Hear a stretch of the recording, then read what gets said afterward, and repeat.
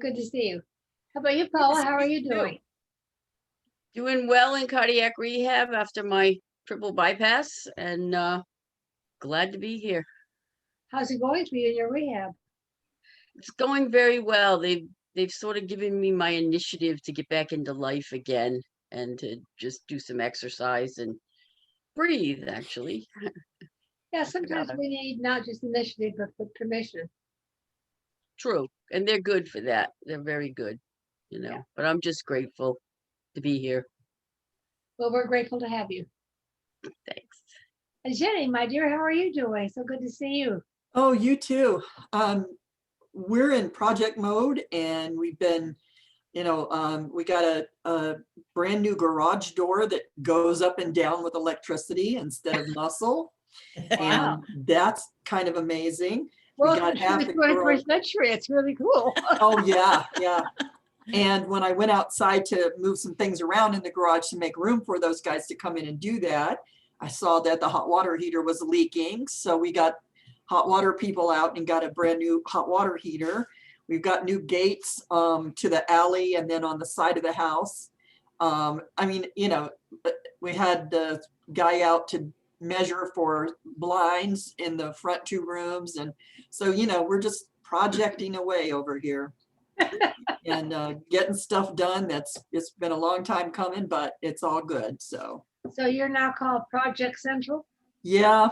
And then, we bought a second property up in the mountains that's just gorgeous. And, we really would love to be up there, but it's snowing heavily up there and gets down to 10 at night. And that's kind of cold for Phoenicians.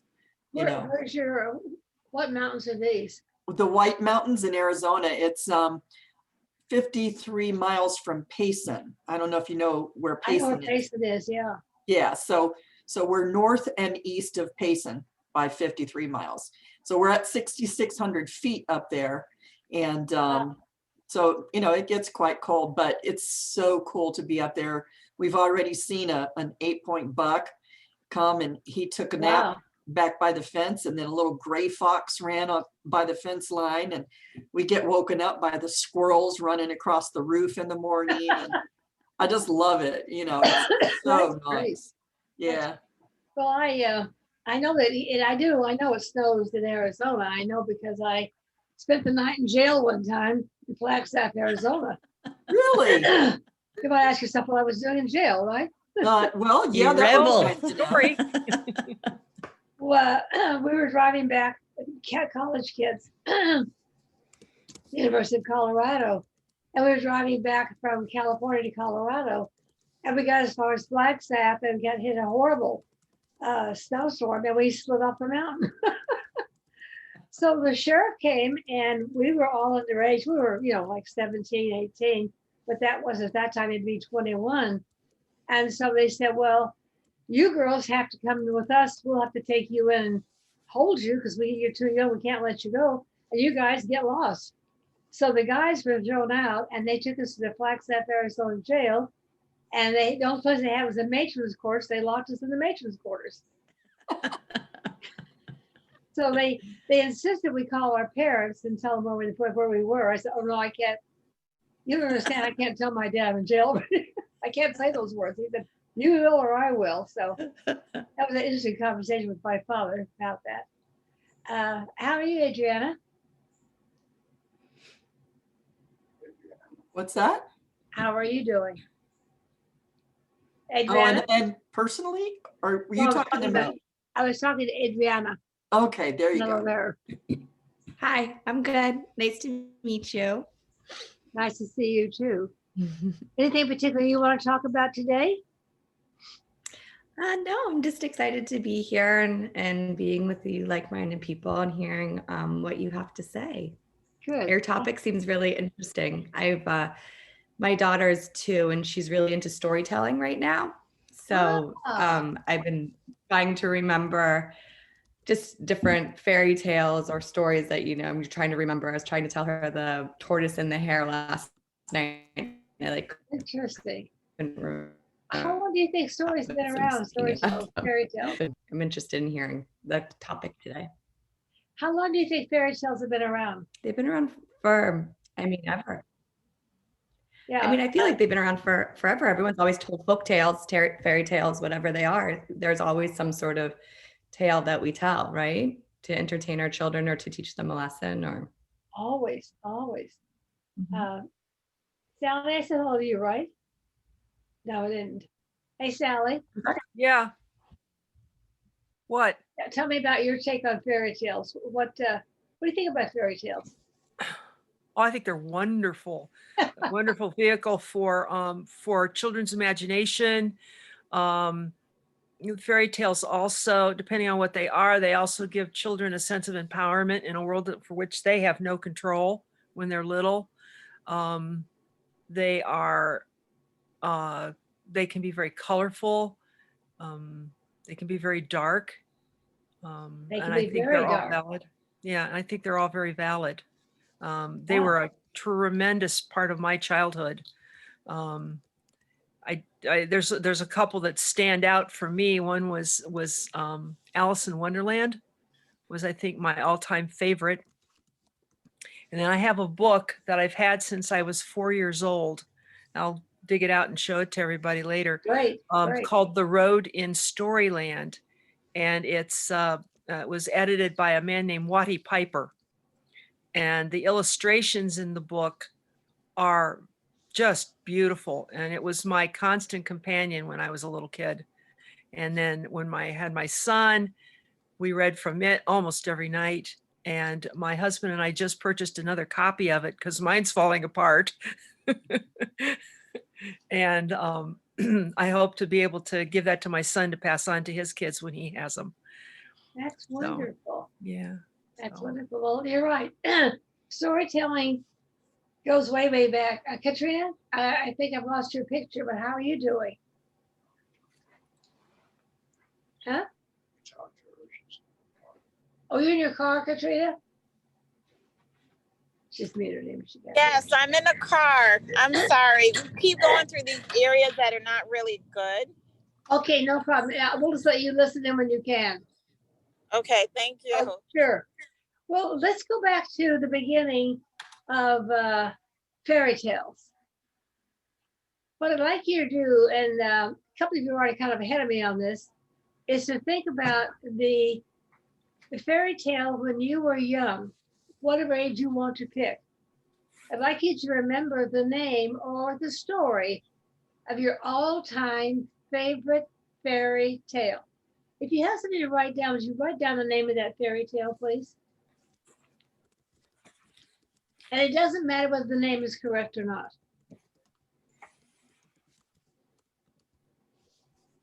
And as best you can recall, what was the byline of that story? What was the story about?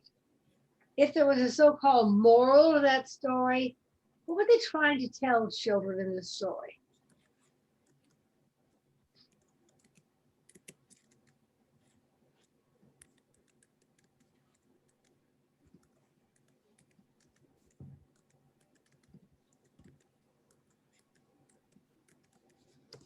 And do you remember the book in which you heard the story? Is it one you read yourself or one that somebody read to you?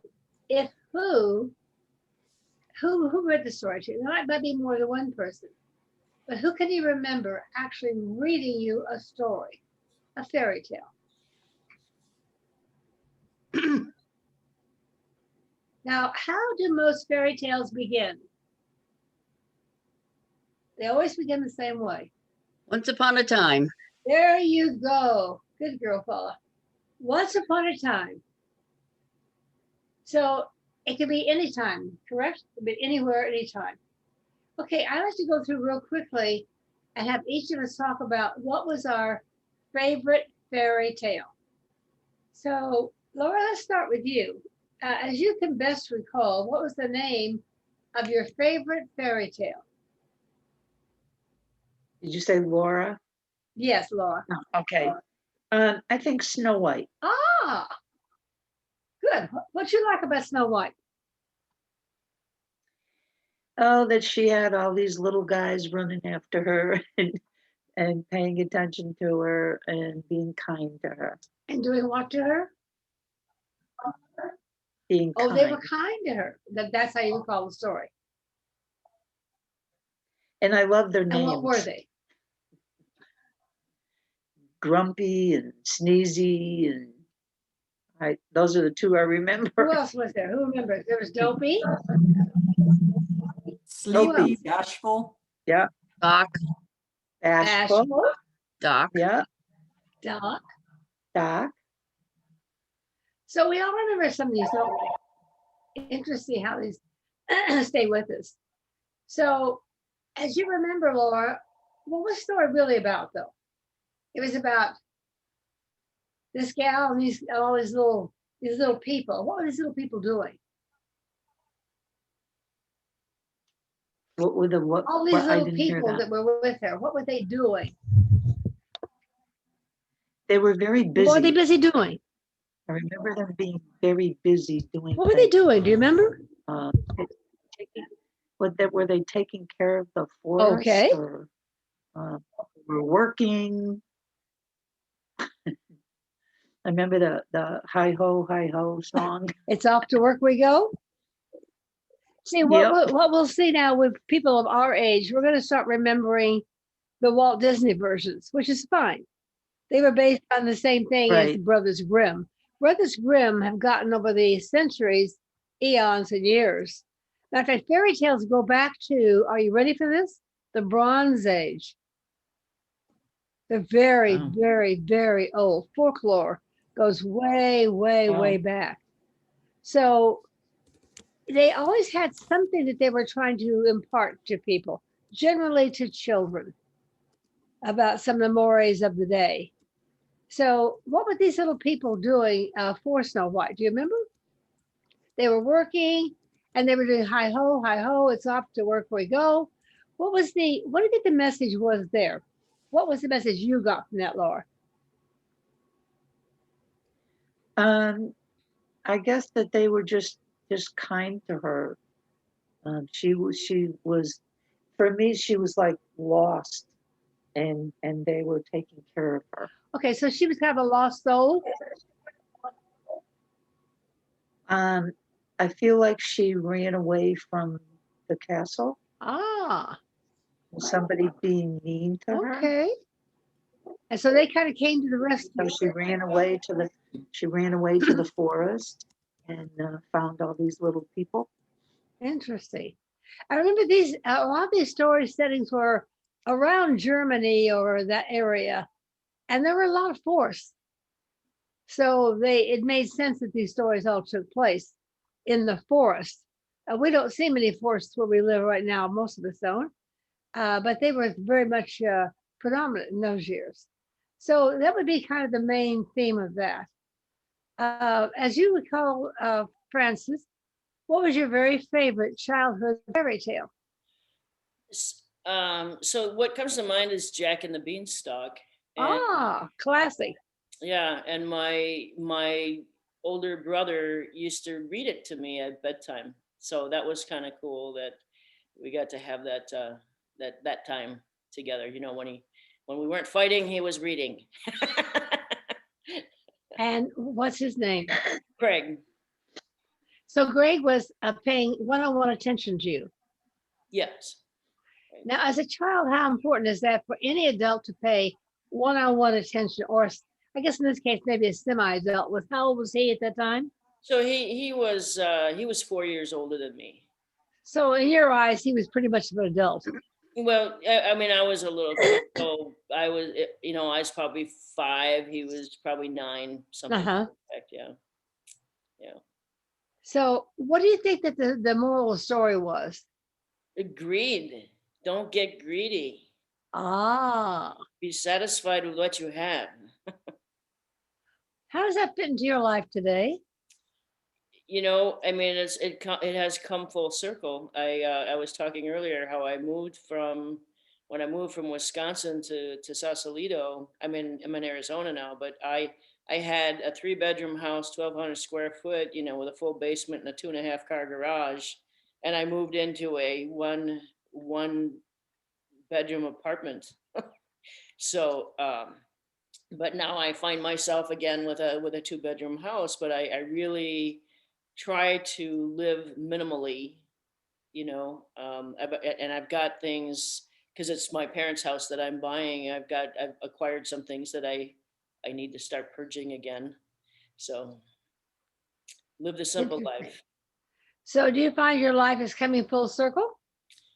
Yeah, pretty much. I mean, I look back and I see everything that has happened, all of the fragments of my life coming together into one place. That's It's interesting. What did the moral of the story mean to you personally? yeah, I mean, again, I guess to be satisfied with what we have. Yeah. That the more you acquire, the more you seem to want, and it's all just stuff. You know, um, so what's important now is relationships. Isn't that interesting? Because when a lot of us spend our early years of acquiring, the years of acquisition, getting stuff, getting things, collecting things. How many of you remember you collected things when you were younger? Whatever, we could collect all kinds of things, And now you look at that and go, God, what a lot of clutter, you know. But at the time, it seemed to me like it was really important to help define who we are and how we lived our lives. So I think what we're all going to find is, as we talk about these fairy tales and these stories, that the Brothers Grimm were quite right, that we do find ourselves living out these stories, and we live them out over and over again, almost in a compulsive way, because we're trying to work something out in our own lives. So very interesting. Sally, what was your favorite fairy tale? Well, I had two. One was Alice in Wonderland, the original, and one was called The Star Dipper. Ah, And along the lines of being kind to other people, the Star Dipper is all about that. This little girl, her mother is not feeling well. They live in the forest, uh-huh. and there's a well, but she has to walk quite a ways to get there. And her mother's thirsty, so she goes and she takes the pan, the dipper, and she goes to the well. And on her way back, she sees a thirsty dog, and so she gives him a drink. She sees another animal, she gives him a drink. She sees a woodcutter, he's very thirsty, she gives him a drink. And every time she gives somebody a drink, the dipper starts to glow and glow brighter and brighter. And by the time she gets home, she gives her mother a drink, and then the dipper becomes a star in the sky. Ah, And they are rewarded with her mother gets well.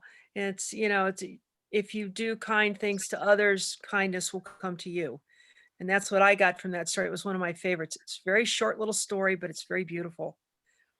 And it's out of would that pretty well summarize where you are in your life today? yeah, pretty much. This is the book I was talking about, The Road. Oh, I into love Storyland. it. And look at how it's written, like this, Yeah. Yeah, not in a straight line. like the winding road. Yeah. Yes. Every winding story road. in there has a lesson, but very beautifully done. There's the story King Midas is in there, and there's the rabbit and the hare, or the tortoise and the hare. There's how the rabbit caught the sun. There's a whole bunch of wonderful stories in there.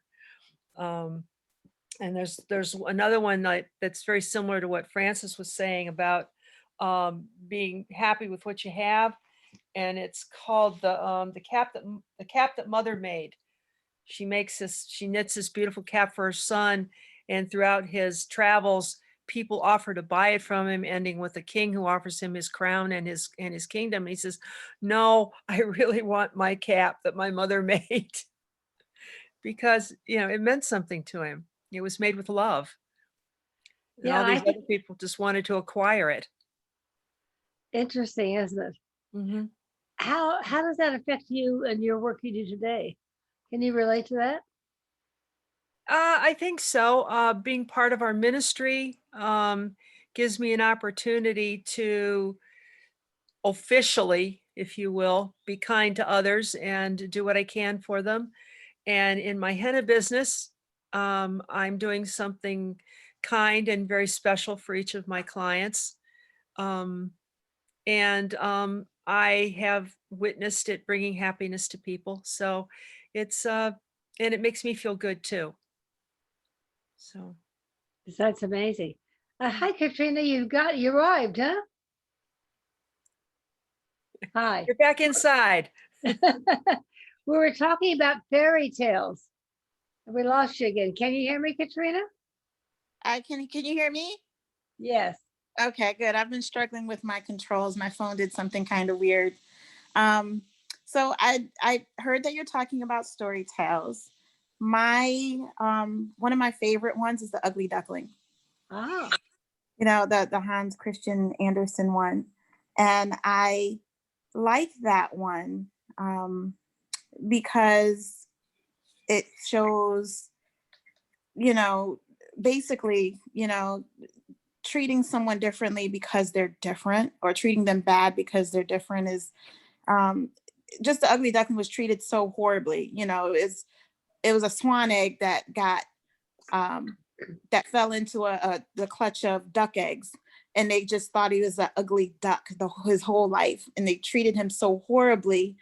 But when he came into his own, he was this beautiful swan, and then everybody loved him, and you know. But the moral for me is just really not to treat anyone differently because they look different, or you know, they're just not like everyone else, yeah. because you never know what they'll turn into.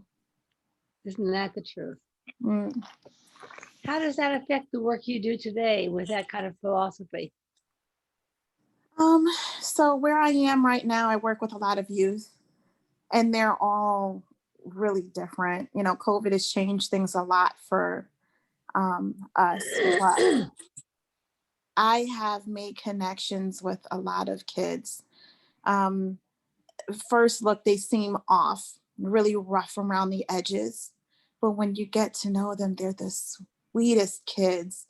Some of them do need a little bit of, you know, correction as far as mannerisms and things like that, because they haven't had that at home. But at first look, you might write these kids off, but just getting to know them, they are awesome. You know, I still get phone calls from them because we made that connection, but that is something that's helped me, not just with the kids, but with other people. You just never know. Like, give them a chance and you'll be really surprised. Yeah, kind of a coming of age story. I think that's wonderful. Your kids would like to do the fairy tale thing too. They love this. They Yeah. love this. And you can really see who the people are in their stories and Yes. why the person chose that particular fairy tale. There's always a reason for it. They don't just drop Yeah. out of the air. They're Yeah, there for a very I very much connected with that myself growing up. So it made a very big impression on me. What did it tell you about yourself that you feel comfortable in sharing? Uh, well, I never quite fit in. I mean, I was literally the ugly duckling of my family. Mhm. I even had a family member call me that. Like growing up, I never fit in. I didn't look like anyone. I didn't act like anyone. I was always like the weirdo, bringing every sick and hurt animal that I could find home to try and, you know, heal them and help them. It So was you just could different. identify with the animals that were having difficulty. Oh my gosh, like all the time. I did it so much. My grandma used to be like, don't bring another animal home. So I set up a hospital on the back porch. And so that's where, you know, we kept them. I was just always the oddball, weird child, you know. If it wasn't that, it was seeing and hearing other things. So that really, that's something that has been all my life. Interesting, isn't it? Mm-hmm. We don't really think about this much in our conscious minds, but when we stop and reflect on it, we can see how these fairy tales and these early story identifications is how we saw ourselves at the time as a child. And the term they use in psychology is projection. We can literally project ourselves into that role because we so identify with it. Mm-hmm. It makes sense to us. It's like, oh yeah, that feeling is familiar. It stays with us. There's something about the feeling of that fairy tale that's always with you when you have it. So I was asking about the book, and you were kind of show us the book you had. But it's you can always remember the people that read you the fairy tales. Can you remember anybody reading to you, Katrina, when you were little? Nope. As soon as I could read, that was all I did. I always surrounded myself with books. So that fairy tale was one I read myself. We had like the whole collection of Hans Christian Andersen fairy tales, and that book is long gone now. But I would spend hours reading everything from that, Alibaba, just all kinds of stuff. But that was my favorite one. Well, the book is lost to history, but it lives through you, Yes. and you telling other people about that, and the way it shaped your life, the way that identification process helps shape your path. And we oftentimes don't think that these early childhood identification stories are shaping our lives, but if you look back, they definitely are. And they're very much with us today. That little girl or little boy in you is always going to be there. It doesn't change. Jenny, what's one of your favorite fairy tales? I was a huge fan of Peter Pan. Oh, wow. Yes. Tell And us how, in your memory, what was Peter Pan all about? We don't care about the accuracy of the story, by the way. What's that? We don't care about the accuracy of the story. We just care what you remember. Oh, the thing that I remember the most is, well, first of all, I was read to by both of my parents, and my dad graduated with his master's degree when I was 6 years old, and his minor was elementary education. So my dad read to us constantly. You know, he would gather us around his feet, and he'd be in a rocking chair, and he would read the Rime of the Ancient Mariner, and you know, just all kinds of things. He loved to read poetry to us too. So we had a lot of that going on. And so that was neat. And mom read to us too, but that was also just really a special, you know, real special time with dad. But what I remember most about Peter Pan was the whole concept of no limits. As long as you had fairy dust and happy thoughts, you could fly.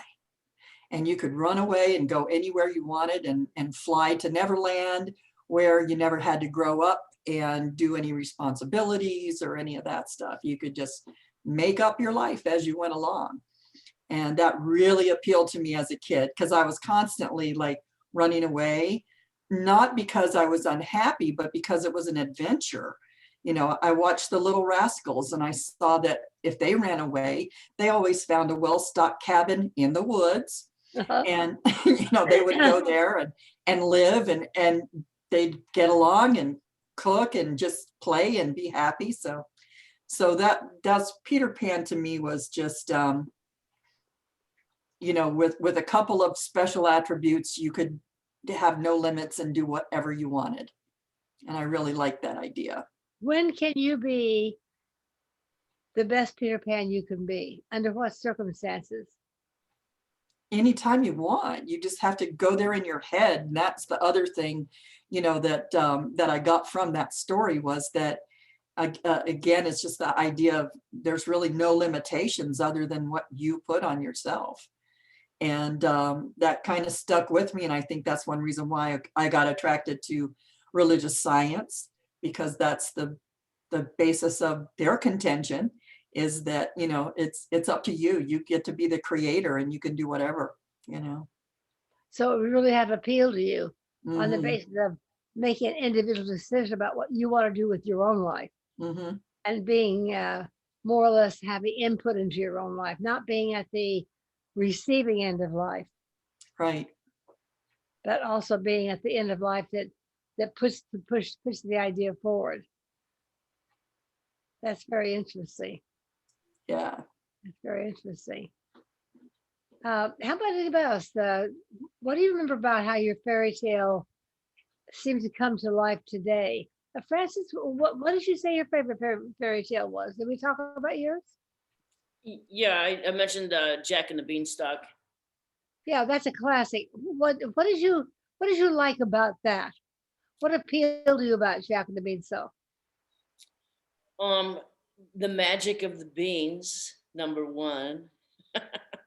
Yeah. And his adventuresome nature of, like never been up a beanstalk before, and just, the bravery it took to climb the beanstalk, and then, the bravery as he encountered the giant, and and then in the end, when things got too overwhelming, he cut the beanstalk down. It's like, can't go there again, cut that off.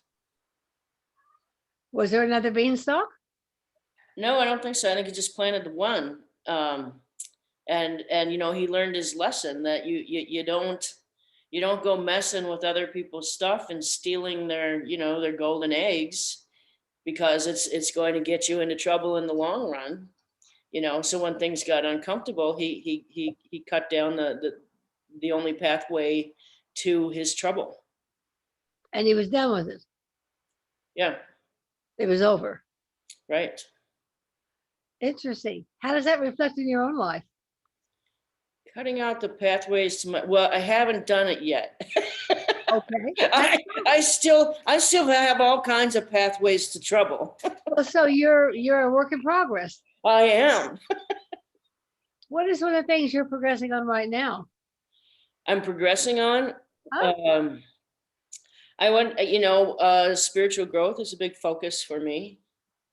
And I told a friend the other day, and maybe I shouldn't even say this, but it's all love and light and spiritual and being good and kind until we have to deal with people in the raw, right? Sometimes it's not as easy as we would like it to be. As the fairy tale. But I'm always looking at and analyzing my own behaviors and my responses to things so that I can do it better the next time. It's like, where did that come from in me, and how can I heal that so that my approach can be different the next time? That's very interesting. So is that kind of how you see yourself approaching life? Yes, very much so. Yeah. Okay, Chuck reminds me I haven't talked to Katrina. There you are. I can't see you, Katrina. Now I can.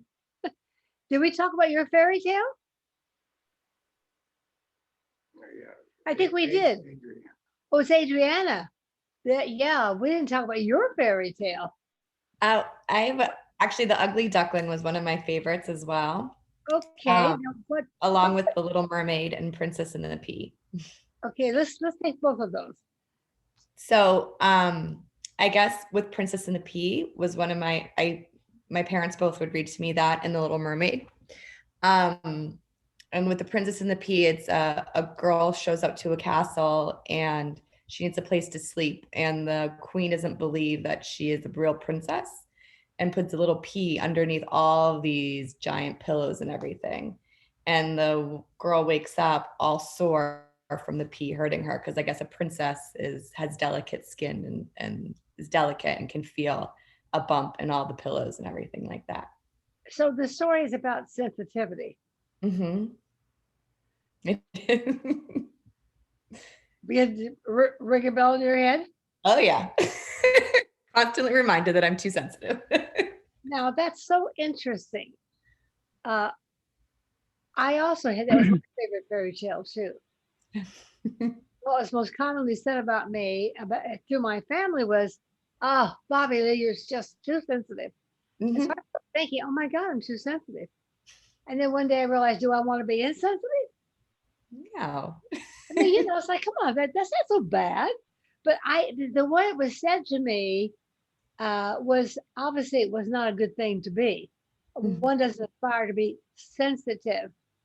So how has your sensitivity directed your life, Adriana? I mean, for me, I'm constantly told throughout my life, even to this day, that I'm too sensitive. But I feel that I feel for everyone. I feel all around. And even when I was little, I would apologize for running into the furniture or something, like, oh, sorry. Like I always felt like everything had feelings, you know, and I was always connected to those feelings. And I do, and one thing that I try to build a shield up now is I feel other people's sensitivity or other people's feelings that affect me and my moods as well. And that's something I'm trying not to let my sensitivity thrive in, I guess you could say. How does your sensitivity work for you? For me, it makes me love. It makes me feel warm and happy when other people are feeling good as well. When I do, I just like feeling. Feeling is a beautiful thing to do. So are you glad you're sensitive now? Oh yeah. I mean, I don't want to be insensitive, but being around people who don't have empathy, it's hard for me. You know, I mean, it's definitely an emotional roller coaster, but in a good way. Well, see, I think a lot of us spend our lives trying to apologize and make it okay that we do what we do. It's almost like we're all saying, will you give me permission? Will you, like we're all a bunch of parking tickets. Will you validate me? Will you validate me? Will you validate me? Rather than just saying, yeah, I'm a highly sensitive person. And Definitely. make And I that think really like, okay with me. that's something I'm finally like, what I was talking with one of my good friends about it, because we're both are very sensitive. I'm like, yeah, I'm sensitive. It's just who I am. I'm not going to change now. Like I'm a sensitive person. And saying I'm not going to change now, but I think the bottom line is, do you want to change now? No. No, of course you don't. Because you're seeing the value of what it does in your life's work. Exactly. Yeah, Very how true. it directly relates to your life's work. Definitely. Definitely does. So it's amazing how, yeah. Who's with us on the telephone? Cindy. Hi, everyone. Oh, hi, Cindy. Did you hear How are you? of what we're talking about? Fairy tales, I do. Yeah. You want to talk I about have. your favorite fairy tale? I don't know if there's enough time for that. I'm just kidding. We can make time for you. In a nutshell, I was thinking about that as I was listening, because I never thought, what does my life remind me? What fairy tale would my life remind me of? So as I'm sitting here thinking, I came up with The Wizard of Oz. Oh, And the reason for that is because that voice, I'm going to say the wizard, has always led me in my life, which is God. And I always listen to that inner voice. And that inner voice led me in my life and helped me to persevere an alcoholic, abusive mother, and helped me to find my purpose, which is a hospice worker. I love my job. I do the CERT team in town. I love that too. So I've been truly blessed by listening to God in my path in life. And so my fairy tale is a happy one. It's about perseverance. It's about certain things not defining who you are. And so my fairy tale is a happy one. that's wonderful. Yeah. So it's amazing how you did not let that limit you. You saw it rather as a stepping stone to do something else with your life. Absolutely. I always, as a little child, had this little way of me, which was this: I'll show you all one day. I'm going to be somebody, and I'm not going to be, my mother. And with that being said, God blessed me with forgiveness and 25 healthy years with a sober mom.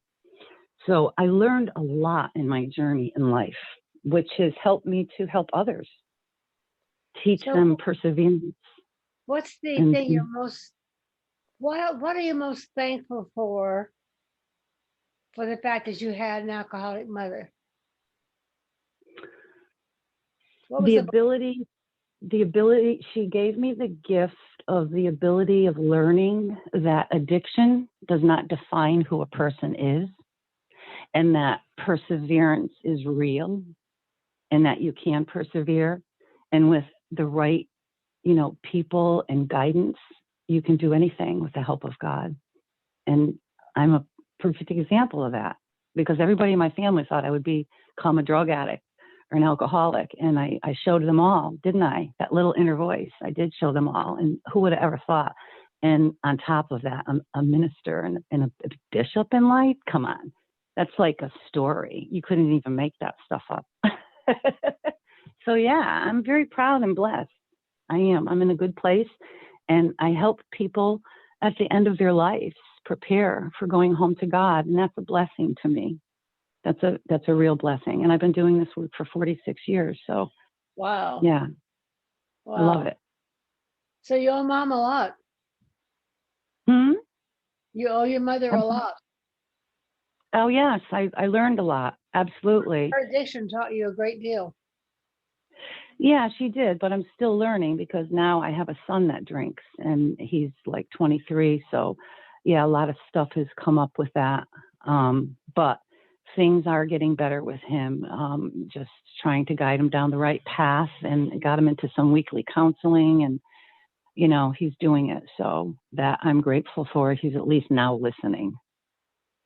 Yeah, I wonder if maybe you could talk to him sometime about the blessing there is in his having alcohol dependency, and what he can learn the lesson from, so he no longer feels the need to be dependent. I have tried to talk with him, but when he drinks, he can also be very abusive with his mouth, if you will. And it's hard, because sometimes that, makes me think of things, because you can't help it. It brings you back to the time when you had to handle that kind of behavior. But with that being said, I have been praying like a hound, and asking my guides and my angels to please assist me with my son. And I believe it's happening before my eyes. Yes. He's met a nice girl, and she doesn't tolerate that behavior. He's going to weekly counseling. He's working a full-time job. So I'm trying to stay positive. But with that being said, I also have 3 clients that I work with, pretty regularly. So life is full, but it's all full in a good way. Because it's all good things. If you're doing good things to try to help others, amen, right? Absolutely. And the joy of that too, the hidden joy of that, is as we help others, we help ourselves. Mm-hmm. Nice little payoff there for us. And there's nothing wrong with being rewarded for what you do. Unfortunately, sometimes a lot of us have kind of a warped sense of I shouldn't receive any money or any value for what I'm doing, because I'm doing it for the love of God or whatever. Why can't you have both? Mm-hmm. Why can't? Yeah. Why limit what we can have? I mean, that right. doesn't make any sense. The only limitation we have is what we put on. Right. This is true. So, Charlie, you want to tell us about your favorite fairy tale? Maybe next week, dear. We're running low on time. Oh, are we? Okay, well, then let me sign off and let you take over. That's not me, it's Francis. Okay, Francis, since you're running this whole shindig, we'll let you get back to you. Mm-hmm. But thank you all so much for giving me your time and sharing your time. It's been a blessing to work with you all. And likewise with you. Thank Namaste. you. Blessing. Namaste. Namaste. You gonna start? Wow. What's happening next week, Francis? What's happening next week? Does anybody have a burning desire to talk about a subject that they feel passionate about?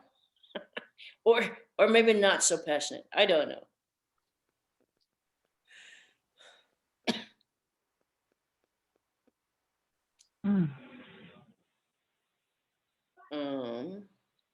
The book I'm reading on interfaith is really good. I think we could go back and look at that again.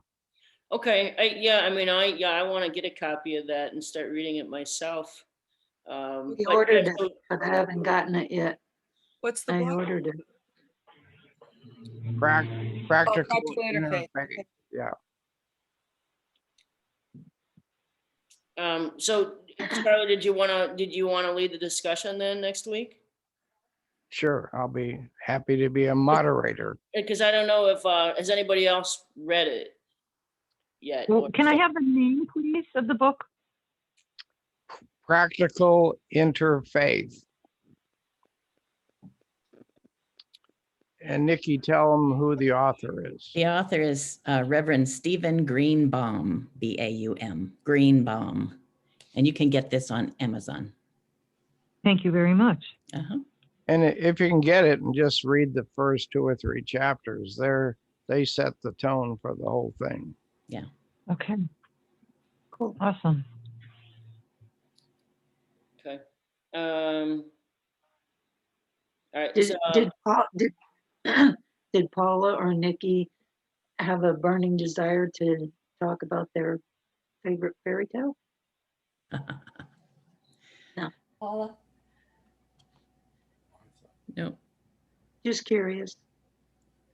Yeah, we didn't get around to everybody. I'm sorry about that. That's fine. That's okay. fine. I learned a lot from just listening because I had no idea what I was going to talk about. So it's like, oh, okay, I remember that. I remember that. I remember that. So Yeah. thank you. Yeah. I relived my childhood vicariously through you. The interesting thing for me was that I don't remember anybody ever reading fairy tales to me. I read them all myself. Really? Do you remember a fairy tale? Paula? Oh, I read them all the time to my grandkids. I don't think she can hear me. Paula, you're muted. Okay. Yeah, I had a lot of them. I could identify with just about what everybody said, but I kind of like Hansel and Gretel because I'm basically a problem solver, and that's what they did. They solved the problem of the witch. And I also got a big kick out of, I was brought up with adults are always right, and they proved that one was a no-go because she wasn't right. They got rid of her. They outsmarted her, and I identified with that quite closely. And I've always done that. I've always outsmarted the authority figures, and done things my way. So yeah, I'm definitely Hansel and Gretel. Good. Paul, it's so good to hear your voice, my friend. I miss you. Oh, thank you. It's good to have one. It's good to be here. Yeah. Well, since we're Amen. talking about interfaith next week, I would like to make a comment, and that is about as an interfaith organization, we're letting go of dogma. And in my adult opinion, I didn't feel this way as a kid. In my adult opinion, I feel like fairy tales tend to put a lot of shoulds and expectations on people's being and behavior. And so what I was able to learn through the fairy tales, such as Cinderella, things like that, the happily ever after doesn't work just because the book says so. And there's a marriage, or a union of 2 people.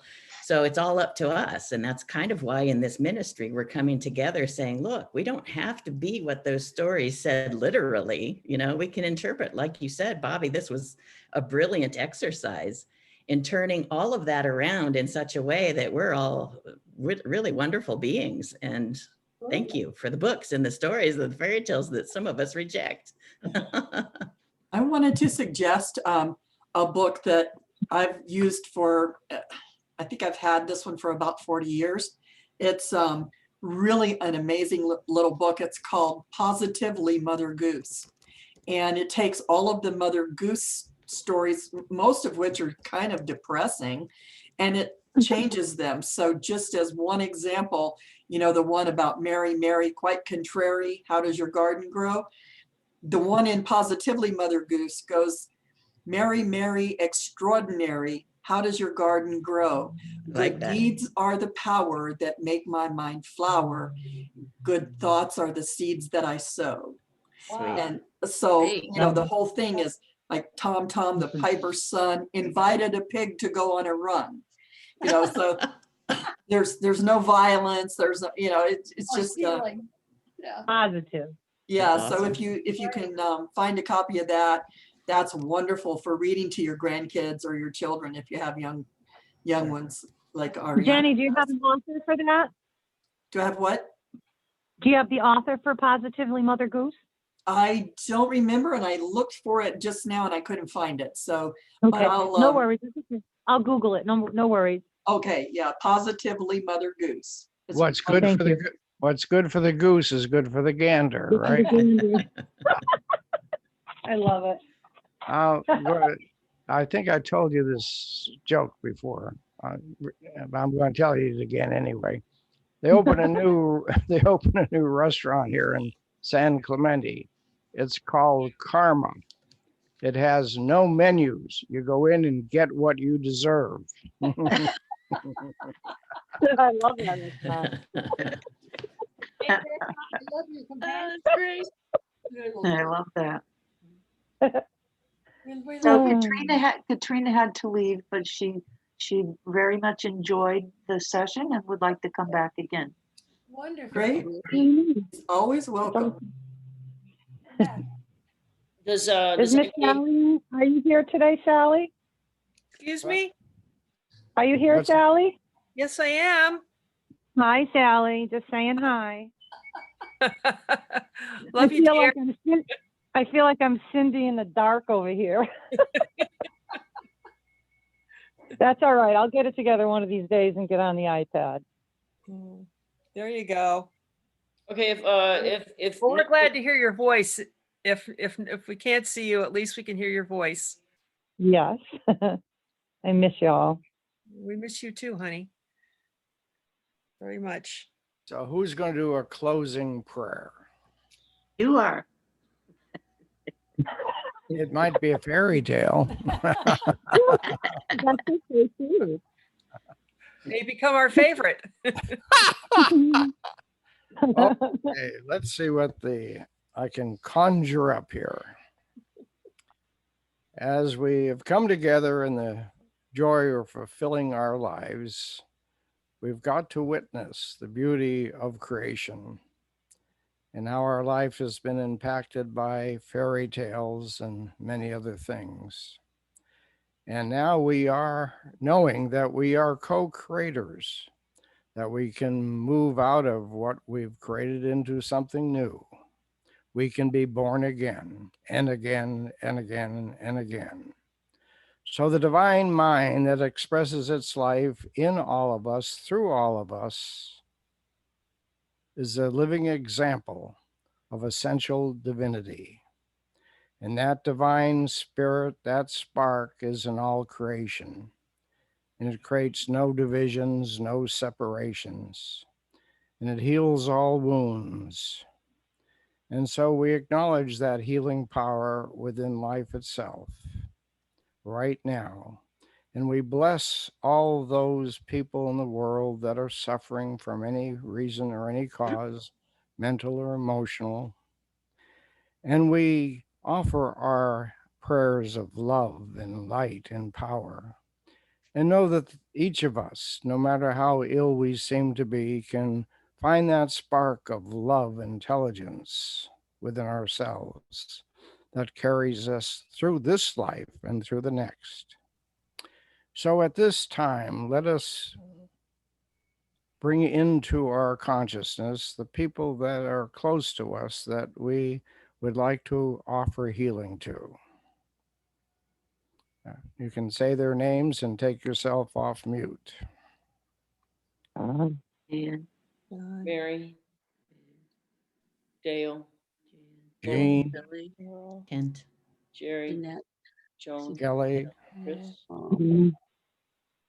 Sandy, family. Katie, Bobbie, Mike, Charlie.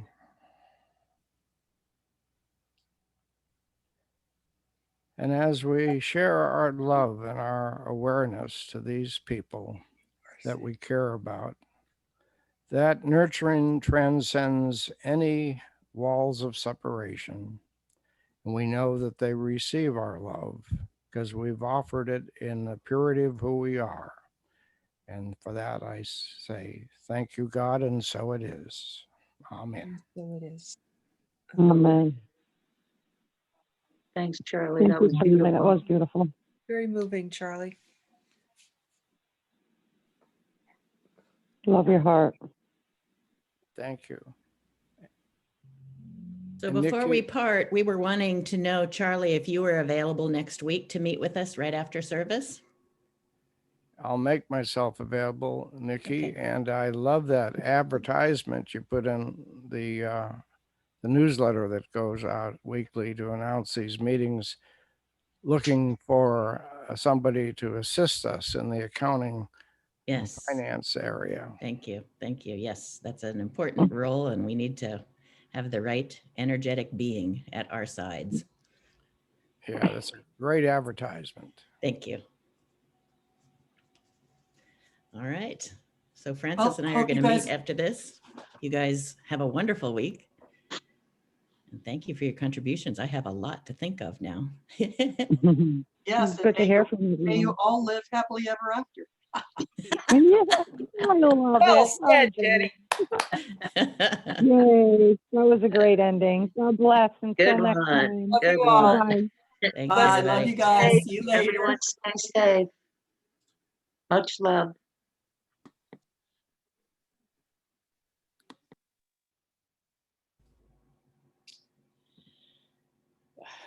All righty then.